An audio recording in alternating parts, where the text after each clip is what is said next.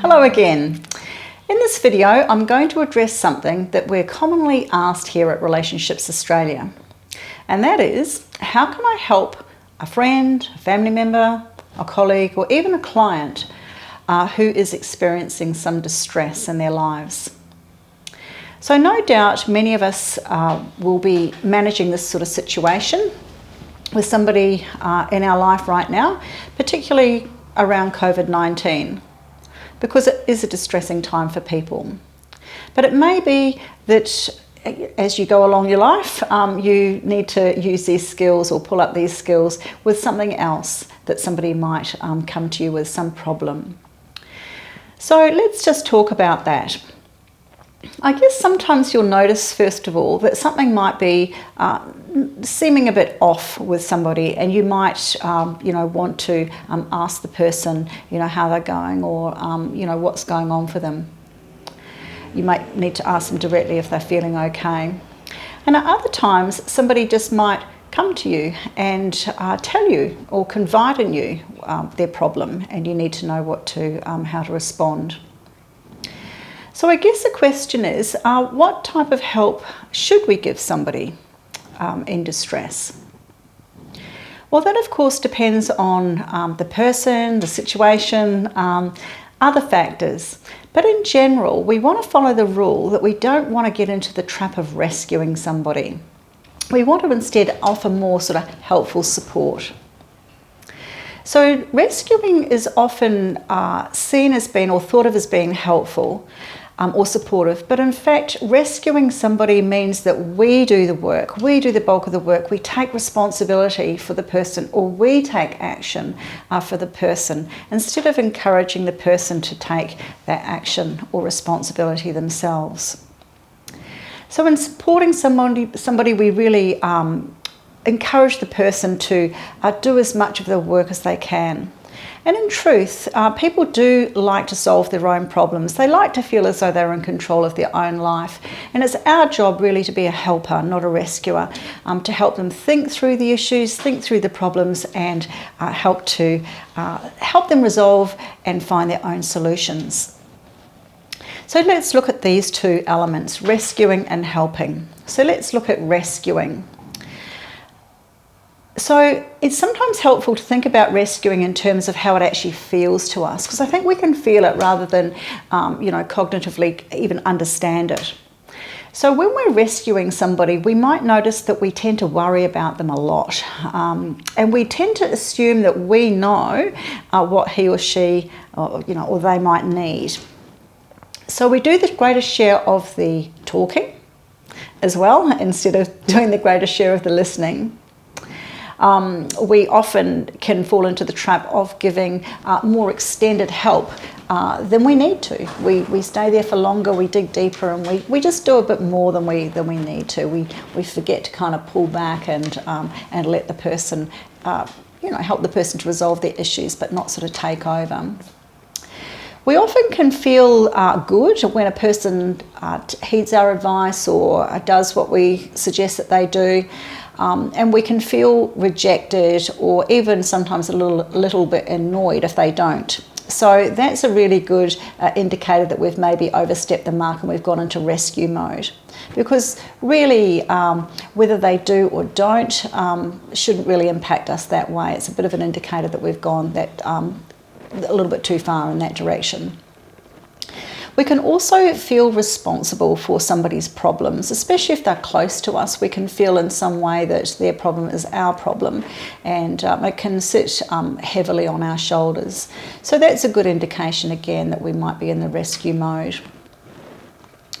So instead of rescuing, we want to focus on helping. So how do we do that, and what do we mean? Well, in helping, we really do trust the person to solve their own problem and manage their own issues in their own time and in their own way. So we really just focus on supporting the person to do that, to help them help themselves, I guess. We're also very non-judging. We're we don't sort of pass judgments about people. That's one of the things that we must always focus on doing when we're in the helping role, is not judging or, being able to suspend our judgment at that time so we can just really help. And just accepting the person is where they are with their problem.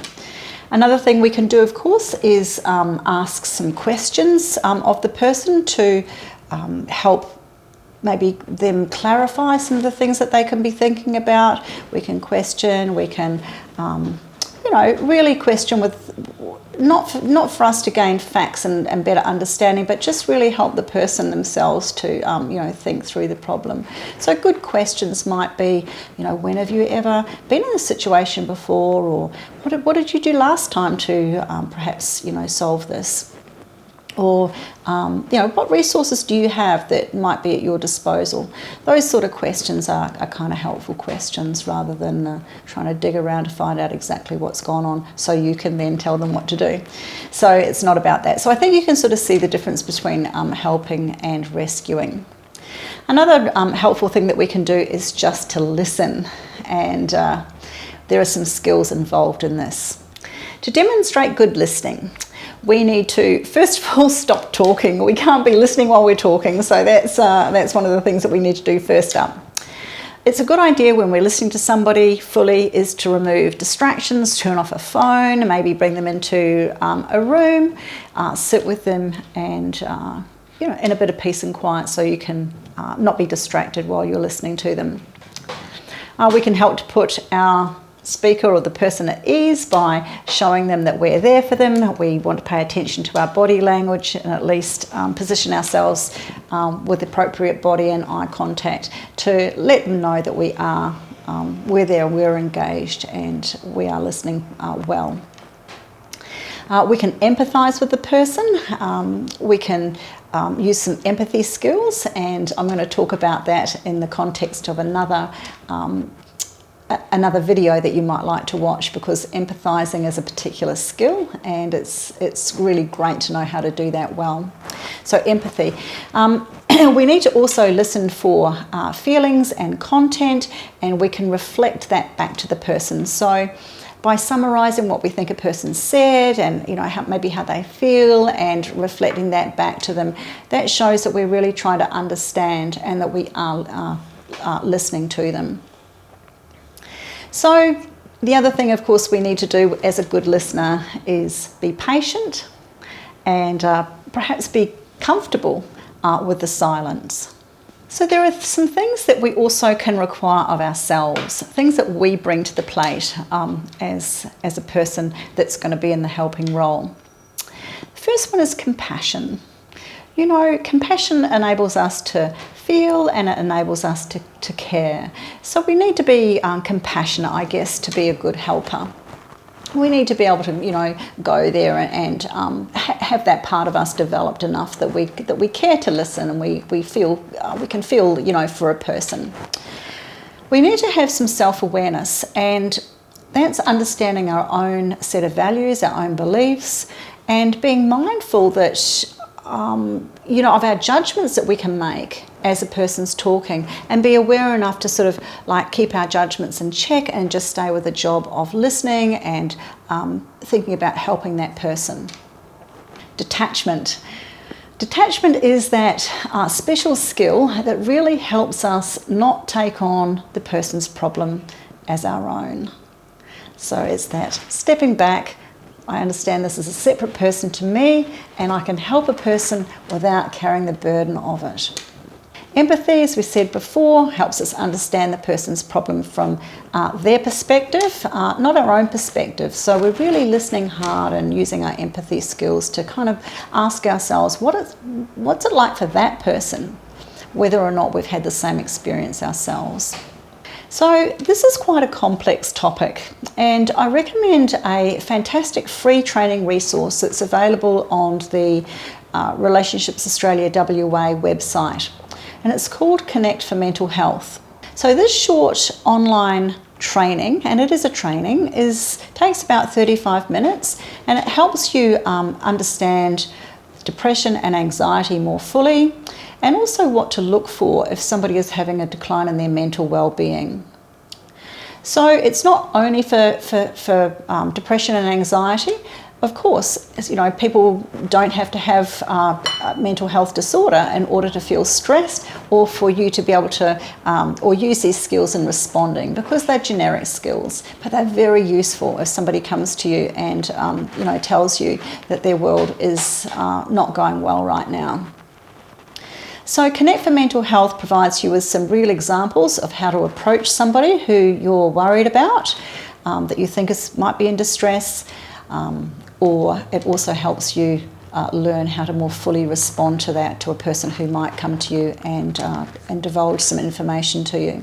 So the principles are just the same whether a person is very distressed or actually has that mental health condition, as I said.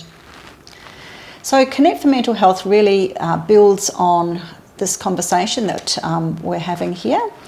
And as I said, it takes around 35 minutes to complete. There's a certificate of completion that you can request at the end of it. So I think for yourself and for the benefit of others in your community that you might need to help, it can be, and especially through this time of COVID-19 that still continues to be stressful for us, it's just such a great resource, and I really urge you to jump onto the website and learn a few skills, a few more skills perhaps around this. So thanks so much for taking the time to learn this and to listen to this video, and I wish you well in the helping of others, because together, when we are able to be in a position to help each other, that's when we can really flourish.